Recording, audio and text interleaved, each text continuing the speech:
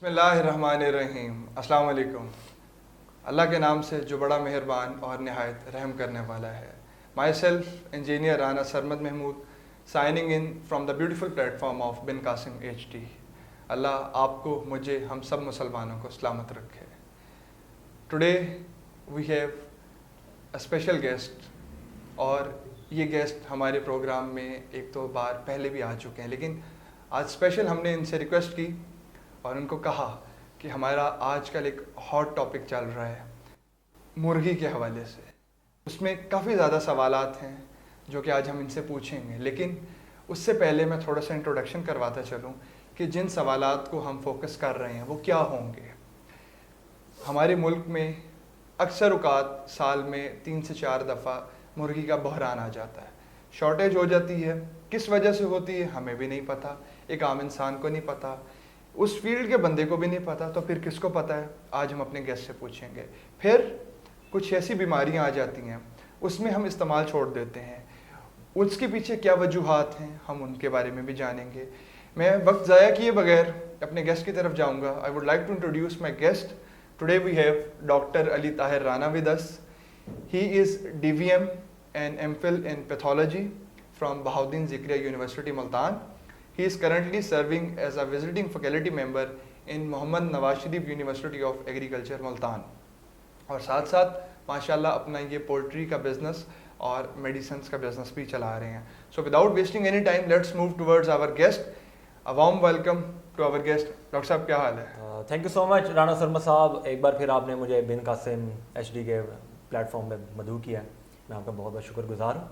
तो चलते हैं अपने प्रोग्राम की तरफ। डॉक्टर साहब काफ़ी कड़वे सवालात हैं जो आज मैं आपसे पूछने का इरादा रखता हूँ। जी ज़रूर। और मैं उम्मीद करूँगा आप बड़ी सच्चाई से इसका जवाब देंगे, क्योंकि आप इस प्रोफेशन में हैं और आपका बिजनेस भी है। और मैं तो एक आम सा सादा सा बंदा हूँ, मुझे तो सिर्फ खाने के लिए मुर्गी चाहिए होती है और मैं ख़रीद लेता हूँ और मुझे मिल जाती है, लेकिन उसके पीछे काफ़ी वजूहात हैं। कभी देर सवेर हो रही है, कभी शॉर्टेज है, रेट्स अप एंड डाउन हो रहे हैं। तो ये सारे सवालात के जवाब आज आपने इस प्लेटफॉर्म से देखे जाने जी ज़रूर। So moving towards my very first question कि ये तनाज़ा होता क्यों है हर साल, क्या वजूहात हैं? जी शर्मा साहब, सबसे पहली बात तो ये है कि हमारे यहाँ जो पोल्ट्री का बिज़नेस है, it is considered as a backbone of our economy. तो अगर रोज़ हम देखें कि हमारा रोज़ का मामूल कितना है, हम कितना मीट इंटेक करते हैं, you better know about it. तो अगर मैं आपसे ये बात करूं कि हर साल हमारे ब्रॉयलर प्रोडक्शन के अंदर 8% पर एनम इंक्रीज़ हो रही है हमारी प्रोडक्शन। तो डैट मीन्स दैट कि हम as a country broiler production को कितना सीरियस ले रहे हैं और हमारे यहाँ प्रोडक्शन, पोल्ट्री प्रोडक्शन जो है वो कितना फ्लरिश कर रही है। लेकिन इसके साथ साथ कुछ ऐसे भी ड्रॉबैक्स हैं जो हम निगलेक्ट कर देते हैं और कुछ ऐसी मिसकंसेप्शन जो हैं वो डेवलप हो रही हैं हमारे यहाँ। सो डैट्स वाई अगर उन चीज़ों को हम इग्नोर कर दें तो हमारी जो ब्रॉयलर प्रोडक्शन है वो उसका ग्राफ नीचे की तरफ चला जाएगा। तो इसके साथ साथ अगर मैं आपसे एक बात करूं तो हमारा पाकिस्तान जो है इस time it is the 11th largest poultry production. तो हम अगर बाकी कंट्री से कंपेयर करें तो we are in a very better position as compare to other countries. When I was planning this session, तो I was having many questions in my mind. So मैंने सोचा कि क्यों ना अवामी राय भी ली जाए कि अवाम क्या समझ रही है, क्या वजूहात हैं जिनकी वजह से ये मसाइल सामने आ रहे हैं। सो फॉर दैट पर्पस मैंने डिफरेंट डिपार्टमेंट्स, डिफरेंट डोमेन से, डिफरेंट स्टेजेस, डिफरेंट एजेस के लोगों से मैंने क्वेश्चन रखे कि आप मुझे फीडबैक दें कि अगर मैं ये सेशन ऑर्गेनाइज करवाऊँ तो मुझे किस तरह के सवालात पूछने चाहिए। बीइंग अ कॉमन मैन, ये तमाम सवालात सबके कॉमन सेम ज़रूर होंगे, लेकिन कहीं ना कहीं उसकी शिद्दत डिफरेंट ज़रूर हो सकती है। तो मैंने इसके हवाले से काफ़ी लोगों से कांटेक्ट किया। मेरे पास काफ़ी क्वेश्चंस हैं डॉक्टर साहब, और मैं कोशिश करूंगा कि within our defined time मैं वो तमाम के जवाबात आपसे ले सकूं और उन लोगों तक वो सवाल और उनके जवाब पहुंच सकें जिनके दिमाग में ये सवाल हर दफ़ा उठता है कि why in Pakistan, why in our country, कि एक चीज़ जो ईजी असेस है वो हमेशा प्रॉब्लमेटिक साइड क्यों बन जाती है। ऐसा क्या होता है, ऐसे कौन से लोगों के इंटरेस्ट शामिल हैं कि हम डॉक्टर साहब के बकौल 11th लार्जेस्ट मीट जो हमारा मुर्गी का गोश्त है हम प्रोड्यूसिंग कंट्रीज़ में आते हैं, तो फिर क्यों, कैसे ऐसे मसाइल हैं? डॉक्टर साहब डिफरेंट बीमारियां आती हैं। लोग कहते हैं कि बीमारी में चिकन खाना छोड़ दें, इसमें फलां हो जाएगा, फलां हो जाएगा। ये कौन सी रॉकेट साइंस है, और ये एथिकली और मॉरल वैल्यूज़ क्या इस सवाल के पीछे आती हैं? जी सरवर साहब, सबसे पहले तो मैं आपको बता दूं कि हम जिस तरह मीट को कुक करते हैं, हम प्रॉपरली उसके बॉइलिंग वाटर से भी अब जाके हम हमारा मीट जो है वो कुक होता है, तो जितने भी बैक्टीरिया, वायरसेस वगैरह और टॉक्सिन्स वगैरह होते हैं वो फ्लश आउट हो जाते हैं। एंड सेकेंडली मैं इसमें एक और बात ऐड करना चाहूँ, इनिशियली जब हम मुर्गी को ज़िबा कर रहे होते हैं, तो जब हम उसको हलाल कर रहे होते हैं, तकबीर पढ़ रहे होते हैं, तो जो खून जो निकलता है, आपको पता है खून के अंदर ही सारे गंद वगैरह, बैक्टीरिया, वायरसेस, टॉक्सिन्स वगैरह होते हैं, तो फ्लश आउट हो जाते हैं। तो हमारा मीट पकाने का जो तरीका है और उसके बाद जो हम जिस तरह ज़िबा करते हैं ना हलाल वे, तो उससे जितने भी टॉक्सिन्स वगैरह हैं, वायरसेस एंड बैक्टीरिया हैं, वो रिमूव हो जाते हैं। एंड थर्डली मैं इसमें एक और बात ऐड करूं, तो हमारी जो डिफरेंट डिजीज़ वगैरह हैं, जिसमें आजकल मैं देख रहा था डिफरेंट न्यूज़ चैनल्स पे कि कोराइजा आ गया, एनडी आ गई, रानीखेत हो गया, infection bronchitis, H9, avian influenza, ये डिफरेंट बीमारियां ये हर साल ही आती हैं, ये कोई न्यू बात नहीं है। तो डॉक्टर साहब, अगर ये बीमारियां, सॉरी टू इंटरप्ट, हर साल आती हैं, जी जी, हर साल बीमारी भी आती है, हमें गोश्त भी मिलता है, महंगे दामों में मिलता है, सस्ते दामों में मिलता है, हम लोग खाते भी हैं और छोड़ भी देते हैं। ये जो माइंडसेट है, ये बेसिकली डिस्टर्ब उस बिजनेस को कर रहा है, ये एक आम इंसान को कर रहा है जिसकी असेस सिर्फ उस रेंज तक है। ये क्या है वजह? जी सरमद साहब, इसको आप सिंपल, मैं इसको एक यही टर्म दूंगा कि लफाफा जर्नलिज्म है ये, और कुछ भी नहीं है। एक जस्ट हाइप दी जा रही है एक चीज़ को कि आप ना खाएं, आप ना खाएं, लेकिन मेरा मानना ये है, और डिफरेंट वेटनेरियन जितने भी वो सब यही आपसे कहेंगे कि meat is safe to eat, meat के अंदर ऐसा कुछ भी नहीं है। लेकिन अगर हम डॉक्टर साहब आपकी बात को आगे चलाएं और हम पेड जर्नलिज्म की तरफ जाते हैं, like we have highlighted one department जो हमारे कंट्री का 4th पिलर है। Now media knows the reality, every positivity, every negativity could be easily controlled by the media, but why every time मुर्गी मुर्गी मुर्गी महंगी, मुर्गी सस्ती, अंडे महंगे, अंडे सस्ते, even our governments are focusing कि हम इसको ग्रो करवाएं। सिटिंग पीएम का एक विजन है कि अंडा और मुर्गी को प्रमोट करें, जो कि शायद हम लोग बहुत पहले से कर रहे हैं, बट अगर हम उन्हीं की बात को आगे लेके चलें तो लोगों ने उसका मजाक भी बनाया। इन रिटर्न लोगों ने ये कह दिया कि आप पहले सोच लेते तो आपको ये किल्लत का सामना ना करना पड़ता। अब इस माइंडसेट को रिमूव करना है, हमने मीडिया को कंट्रोल करना है, या वाकई ही प्रॉब्लम आ रहा है उसको रिमूव करना है? जी सर, आपकी क्या इस पर राय है? जी, मैं इसमें यही कहूँगा कि एक अंडा हो गया और एक मुर्गी होगी, एक ऐसी कमोडिटी है जो आप हर रोज़ रोज़ाना के मामूल में इनटेक आप कर रहे हैं।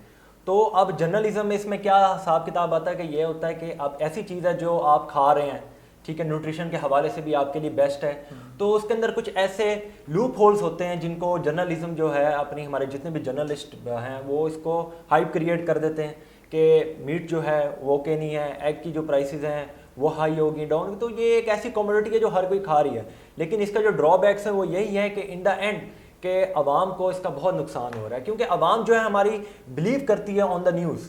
सबसे पहली चीज़, we believe on the news channel and everything, but हम किसी ऐसे बंदे से राय नहीं लेते जो इस प्रोफेशन का हो। तो मैं इस प्लेटफॉर्म से मैं ये कहना चाहूँगा, बार बार कहूँगा कि जो मीट हैं एंड एग्स हैं that are safe to eat, so kindly किसी भी और खबर की तरफ जाने की आपको ज़रूरत नहीं है, they are purely 100% safe to eat. Like आपने बात की कि we are on 11th rank in poultry farming, desi और ब्रॉयलर में। I have read your few articles recently जो आपके पब्लिश हुए हैं, if I am not wrong, उसमें आपने कई जगह पे ये जिक्र किया है कि ये मीट किस तरह से हमारे लिए फ़ायदेमंद है, और ये जो न्यूज़ आती हैं ये किस तरह से हमें डिस्टर्ब कर रही है, हमारी इकोनॉमी को डिस्ट्रॉय कर रही हैं। तो डॉक्टर साहब, आप क्या समझते हैं, क्या वाकई ही हमारी गवर्नमेंट सीरियस हैं इसको टेक ओवर करके, और अवाम को वाकई बताना चाहती हैं कि like I would just like to quote an example from the previous government. People kept on saying कि हमजा शहबाज के पोल्ट्री फार्म्स हैं और उसमें उनका बेनिफिट है तो वो रेट्स बढ़ रहे हैं, रेट्स कम हो रहे हैं। अब तो हमजा शहबाज नहीं है, अब गवर्नमेंट भी नहीं है, तो अब कौन ये सारी हेरा फेरी कर रहा है? कोई सवाल का जवाब दे हमें, कोई एक आम बंदे को बैठ के बताए कि 450 रुपये किलो, 500, 550 रुपये किलो मुर्गी बिक रही है, ब्रॉयलर, ठीक है, जो कि एक देसी बंदा वैल्यू नहीं देता उसको, तो आप किसको ब्लेम देंगे? देखिए शर्मा साहब, इसमें कोई पॉलिटिकल इन्वॉल्वमेंट नहीं है, ये सिर्फ झूठ पे मबनी खबरें हैं So जितने भी हैं। why our media is always highlighting this के flam political party is involved, flam personality is involved? What is this? Sharma साहब, I don't want to get in this kind of matter, लेकिन मैं आपको इतना बताना चाहूँगा कि this is not related to any political party और एनी पॉलिटिकल पर्सन। सो अगर देखा जाए तो ये बात यही है कि ऐसी कम्युनिटी, मैंने आपको जैसे पहले बताया, हम रोज़ मामूल इसका इस्तेमाल कर रहे हैं, तो जर्नलिज्म ने उसको ही हिट करना है, जर्नलिस्ट ने उसको ही हिट करना है जो आप रोज़ खा रहे हैं, रोज़ पी रहे हैं। तो एटलीस्ट मेरा यही एक मैसेज यही होगा कि आप पॉलिटिकली इसको ना देखें, there is no involvement, political involvement बिल्कुल नहीं है इसमें। So, If like you being an expert is sitting here and saying the same things जो कि हमारी आम जनता जानती है, तो फिर तो इसका मतलब हमें भी बिलीव करना चाहिए। अच्छा, मैं स्टार्ट में मैंने जिक्र किया कि वी हैव डिफरेंट क्वेश्चंस, हमने डिफरेंट लोगों से पूछे। डॉक्टर अली, एक और डॉक्टर अली हमारे गेस्ट भी हैं, और इनके अलावा उनका क्वेश्चन था कि हम लोग पैदाइशी मुर्गियां पालने के शौकीन होते हैं, सर्दी गर्मी जैसे तैसे भी है, हम अच्छी उनकी नशोनुमा कर लेते हैं। अब अगर एज अ बिजनेस इसको देखा जाए, if we have to grow our economy, then how we can manage in this weather, हम कैसे मुर्गियों को, अपने उस शेड को मैनेज कर सकते हैं कि हमारा लॉस भी ना हो, प्रॉफिट भी हो, और अच्छी क्वांटिटी और क्वालिटी भी पैदा हो हमारे पास। देखिए शर्मा साहब, हम जिस इलाके में रह रहे हैं, गर्म इलाका है, साउथ पंजाब का इलाका है, तो आजकल के 2 दिन में कितनी गर्मी होती है, आप you know better, 40 to 45 even 50 touch करती है। तो हमें अपने शेड को किस तरह हमने बेस्ट से बेस्ट बनाना है। एक तो एनवायरमेंटल कंट्रोल शेड हो गए, ठीक है, उसमें इतना इश्यूज़ वगैरह नहीं आते, लेकिन फिलहाल उसमें भी फिर भी इश्यूज़ आ जाते हैं। You have to keep your house ventilated, properly ventilated आपको रखना पड़ेगा। प्रोविजन आपको 24 घंटे ठंडे पानी की, ये लाजमी है। उसके बाद ह्यूमिडिटी लेवल को आपने प्रॉपरली अंदर मेंटेन करना है। फिर उसके बाद different electrolytes, vitamins that should be added in the water, ठीक है, वो लाजमी है, जिसमें ORS आ जाता है, अपना इलेक्ट्रोलाइट्स आ जाते हैं, डिफरेंट ग्लूकोज वगैरह आ जाता है, निमकोल वाला पानी जिसको हम कहते हैं। तो ये नॉर्मली आपको जितने भी समर मंथ्स हैं हमारे, उनमें आपको नॉर्मली चलाने चाहिए। And secondly the most important thing is vitamin C, that vitamin C should be added in the diet, because उसमें एक एंटी स्ट्रेस फैक्टर जो है उससे कवर हो जाता है। जितने भी बर्ड्स के अंदर, फॉर एग्जांपल कोई बर्ड स्ट्रेस में आया हुआ है, वो मैनेजमेंट का स्ट्रेस है, वो किसी बीमारी का स्ट्रेस है, डिजीज़ वगैरह का स्ट्रेस है, तो वो विटामिन सी लेने से बर्ड जो है वो इसमें रिकवरी के चांसेस उसके बढ़ जाते हैं। सो आपको रोज़ाना ही तकरीबन बुनियाद पे विटामिन सी चलाना चाहिए, मेरा मशवरा ये है। अच्छा डॉक्टर साहब, moving towards next question, Lahore से क्वेश्चन था और आपके सेम डिपार्टमेंट से और सेम बिजनेस से उनका ताल्लुक है। वो कहते हैं हम डिफरेंट वैक्सीन यूज़ करते हैं और जो डॉक्टर अच्छे से अच्छे सजेस्ट करते हैं हम बर्ड को लगाते हैं, लेकिन लगाने के बावजूद भी बीमारी है और उसके बावजूद भी लॉस आ रहा है, तो क्या वो वैक्सीन में कोई प्रॉब्लम है, वो क्वांटिटी हम सही नहीं दे पा रहे या मैनेजमेंट नहीं हो पा रही? What is the basic reason? Sarmad, मैं आपको इसके बारे में एक बड़ी इंपॉर्टेंट बात बताऊं कि हम वैक्सीन्स जो यूज़ करते हैं डेट आर इम्पोर्टेड वैक्सीन्स, और वो जो वैक्सीन्स हैं वो बाहर के मुल्क जितनी भी स्ट्रेन्स वगैरह हैं, फॉर एग्जांपल मेरे डॉक्टर हजरात जितने भी हैं, वेटरीनियन हजरात, वो जानते होंगे इन्फेक्शियस ब्रोंकाइटिस, न्यूकासल डिजीज़ वगैरह और डिफरेंट इस तरह की वायरल जो बीमारियां हैं, उनकी हम इम्पोर्टेड वैक्सीन यूज़ करते हैं। सो वो उस स्ट्रेन की, उस वायरस की स्ट्रेन के लिए बनी हुई है जो बाहर के मुल्क हैं। हमने इतना अभी हमारा इस्टेब्लिश नहीं हुआ कि हम अपने यहाँ पे लोकली वैक्सीन को मैन्युफैक्चर करें जो इस स्ट्रेन की है, जो इस एपिडेमिक में पाई जाती है हमारे इलाके में। हमने अभी तक वो स्टडी नहीं की। तो फार्मर क्या करता है, वो कहता है मेरे पास अच्छी से अच्छी वैक्सीन हो, वो समझते हैं इम्पोर्टेड वैक्सीन मैंने लगा ली है, यही बेस्ट है और इसके अलावा मुझे कुछ नहीं चाहिए। लेकिन ये सबसे बड़ा फ्लॉ है, सबसे बड़ी गलत बात है कि हमें, हमारी गवर्नमेंट को चाहिए, हमारे जितने भी प्राइवेट अदारे हैं उनको चाहिए कि लोकली मैन्युफैक्चर्ड जो वैक्सीन है उसको प्रमोट करें, ज़्यादा से ज़्यादा प्रमोट करें। एंड सेकेंडली उसके बाद जो हमारे यहाँ स्ट्रेन पाई जाती है, फॉर एग्जांपल मैं अगर नाम लूँ इन्फेक्शियस ब्रोंकाइटिस का, एवियन इन्फ्लुएंजा का, तो उसकी वैक्सीन अगर हम प्रिपेयर करेंगे और लोकली मैन्युफैक्चर्ड वैक्सीन को हम प्रमोट करेंगे, एस्टेब्लिश करेंगे, तो हमारे यहाँ ये बीमारियाँ बिल्कुल भी नहीं आएंगी। सो मेरा मानना यही है, मेरे जितने भी डॉक्टर हजरात हैं वो भी इसकी तरफ एम्फेसाइज होते हैं कि यार लोकली जो हमारे वैक्सीन्स हैं that should be prepared, imported की तरफ नहीं जाना चाहिए। लेकिन हमारे यहाँ फार्मर हजरात जो हैं और कुछ और भी हजरात हैं वो क्या करते हैं कि वो इम्पोर्टेड को करते हैं। एक तो इम्पोर्टेड जो है ठीक है, इम्पोर्टेड आप वैक्सीन करें, लेकिन एटलीस्ट आप बर्ड को भी देखें कि हमारे यहाँ जो एपिडेमिक में डिजीज़ पाई जा रही है क्या वो स्ट्रेन के खिलाफ है ये, लेकिन वो उस चीज़ की तरफ स्टडी नहीं करते, वो जाते ही सिर्फ इम्पोर्टेड की तरफ है। Like as I started in my session, कि we have maximum questions, we have a huge number of questions, और टाइम को देखते हुए, सेशन की नौयत को देखते हुए मैं कोशिश ज़रूर कर रहा हूँ कि हर क्वेश्चन को कंबाइन करके आंसर लिया जाए। डॉक्टर साहब, if I want to have a debate, मैं कहूँगी एक पब्लिक इसमें हम गैदरिंग अरेंज करें और हर एज ग्रुप, हर सर्कल के लोगों को बिठाएं, तो उनके डिफरेंट ओपिनियंस हमें सुनने को मिलेंगे। Like as I started from the introduction of the topic, मैं कहूँ कि आपको मैं 2 मिनट अगर दूँ तो आप इस पूरे मैटर को किस तरह से कंक्लूड करेंगे। Like I need to repeat the questions कि मतलब स्टार्ट हुआ, बर्ड्स में इशू आ गया, इशू आया फला बीमारी आ कि बर्ड्स नहीं यूज़ कर रहे, सोशल मीडिया पे, प्रिंट मीडिया, इलेक्ट्रॉनिक मीडिया इसकी एडवर्टीजमेंट कर रहा है। फिर एक stage I, rates goes on increasing, बढ़ते जा रहे हैं टाइम टू टाइम, फिर अचानक वो रेट्स भी कंट्रोल में आ जाते हैं, फिर अचानक बढ़ते हैं, वो फिर गिर जाते हैं। ये जितनी चीज़ें हमारे सराउंडिंग में हो रही हैं पिछले 3 से 4 माह में, इस पे एज एन एक्सपर्ट आपका क्या ओपिनियन है? How to cope this, how to tackle this, और किस तरह से एक आम आदमी बेसिक्स में जाके समझ सकता है रेट बढ़ा है, कम हुआ है तो क्यों हुआ है? You have 2 minutes and you have to conclude on my request for my audience, sir please. तो इसमें सबसे पहली बात तो ये है कि पोल्ट्री मीट का जो बिज़नेस है that solely depends upon the supply and demand, कि जितनी हमारे पास सप्लाई अवेलेबल होगी तो उसके मुकाबले में ही हमारे पास डिमांड होगी। अगर पीछे से हमारे पास सप्लाई जो है वो कम आ रही है तो उसका नुकसान ये होगा कि ज़ाहिर बात है जो डिमांड जो है वो इंक्रीज़ कर जाएगी।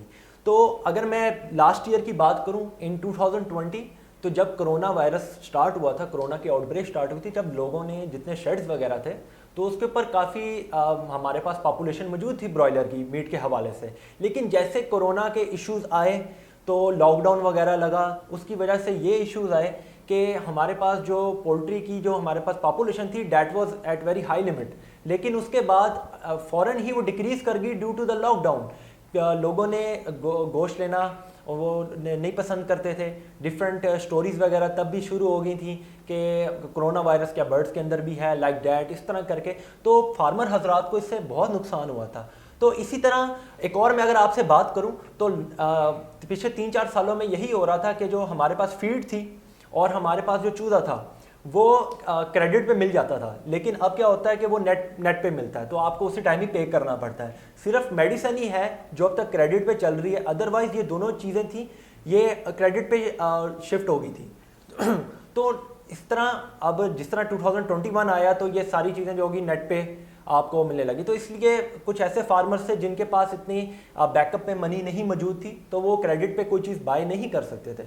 तो इसी तरह अगर आजकल चूज़े का रेट देखा जाए तो चूज़े का रेट 80 पे भी गया है, इवन 90s भी टच किया है। तो यही वजह है कि हमारे जितने फार्मर हजरात हैं उन्होंने जो पोल्ट्री का बिज़नेस वगैरह जो है उसको इतना फ्लरिश नहीं कर रहे due to these kind of things. लेकिन हमारी गवर्नमेंट को चाहिए कि फार्मर्स को सपोर्ट करे, कुछ ऐसी स्कीम निकाले, कोई ऐसी लोन स्कीम निकाले जिसके तहत वो अपने पोल्ट्री बिजनेस को आगे से आगे लेके जा सकें, ताकि हमारी फाइनल जो जीडीपी ग्रोथ है उसमें बेस्ट हो।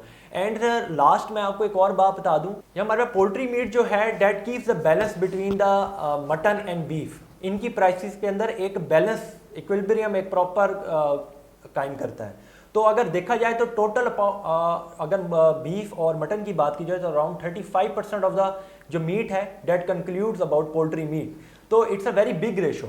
सो पोल्ट्री मीट जो है हमारे यहाँ बहुत ज़रूरी है। तो काइंडली गवर्नमेंट से मेरी एक गुजारिश होगी कि इसको फ्लरिश करें जितना हो सकता है, फार्मर्स के लिए अच्छे से अच्छे मौके पैदा करें, लोन स्कीम पैदा करें, सो डैट कि हमारी पोल्ट्री का जो बिज़नेस है वो अगर 11th लार्जेस्ट हमारी इस टाइम पॉपुलेशन प्रोडक्शन में है तो एटलीस्ट वो हमारी फर्स्ट 10 में या फर्स्ट 5 या फर्स्ट 6 में आ जाए। That's doctor it. साहब, you concluded very well in the last. मैं एक दो बातें अपने ऑडियंस के साथ शेयर करना चाहूँगा और मैं कोशिश करूँगा कि इस हवाले से मज़ीद सेशंस ज़रूर किए जाएं ताकि मैक्सिमम हमें आंसर मिल सके। एक आम आदमी को समझाना ज़्यादा ज़रूरी है, जो कि शायद कम पढ़ा लिखा है, जिसके पास सोर्सेज नहीं है, ख़ासकर जो सोशल मीडिया से आउट ऑफ टच है, क्योंकि ऐसे इंसान को कोई भी मसला बहुत बड़ा मसला लगता है जब तक उसके पास अवेयरनेस नहीं है। We belongs to Pakistan, we are living in Pakistan. हर कोई अपने शहर, अपने एटमॉस्फेयर के अकॉर्डिंगली बेहतर जानता है कि उसने किस तरह से सर्वाइव करना है। उसकी जो बसात है उसने उसी में रहना है, उसकी जो वैल्यूज़ हैं उसने उसको फॉलो करना है। लेकिन अगर एक अच्छे तरीके से किसी को समझा दिया जाए, बता दिया जाए, रियलिटी बता दी जाए, ये सबसे बड़ी अमानत है, ये सबसे बड़ी ईमानदारी है। क्यों कि एक इंसान अगर समझ रखता है तो उसका हक बनता है कि वो दूसरे इंसान को बताए। अगर हम अपनी सारी बातों को कंक्लूड करें आई बीइंग एन होस्ट, तो हमारी सारी बातें ईमानत, दयानत, लॉयल्टी, सिंसेरिटी के इर्द गिर्द घूम रही हैं। और ये सिर्फ एक बिज़नेस के साथ कनेक्टेड नहीं है, हमारे जितने बिज़नेस हैं तमाम में ये चीज़ें देखी जाती हैं। मैं दुआगो हूँ आपके लिए, अपने चैनल के लिए, अपने गेस्ट के लिए कि उन्होंने हमारे लिए टाइम निकाला और हमें अपने कीमती मशवरों से आगाह किया, हमें बताया कि मसाइल हैं क्या, उनसे लड़ा कैसे जाता है, उनको ख़त्म कैसे किया जाता है और किस तरह से आगे की तरफ निकला जाता है। अल्लाह आपको, मुझे, हमारे मुल्क को, तमाम मुसलमानों को सलामत रखे। अल्लाह आपका हामी नासिर हो। अस्सलाम वालेकुम।